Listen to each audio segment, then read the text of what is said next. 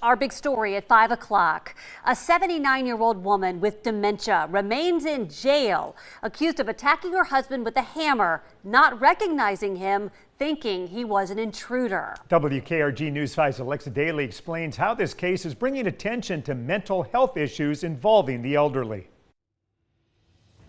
79-year-old Elizabeth Collins, who suffers from dementia, currently sits in the medical wing of the Santa Rosa County Jail. That's after deputies responded to her home on Baywoods Drive in Gulf Breeze last Monday. Deputies say Collins attacked her husband with scissors and a hammer, believing he was an intruder. According to an arrest report, deputies had responded to the home 11 times since July of 2024 for various incidents stemming from Collins' medical condition.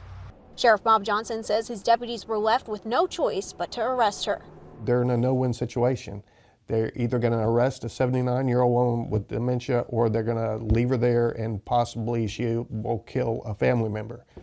Florida's mental health law, the Baker Act, allows people to be detained without an arrest to undergo an evaluation. But it did not apply in this case because the law excludes dementia from its definition of mental illness.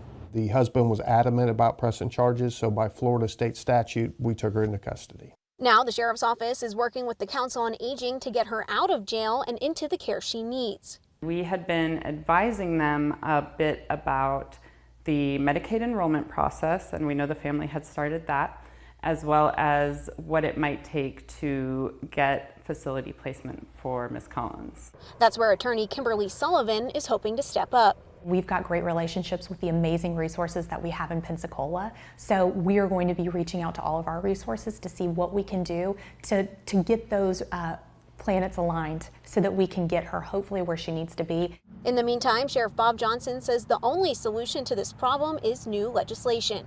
In Santa Rosa County, Alexa Daly, WKRG News 5.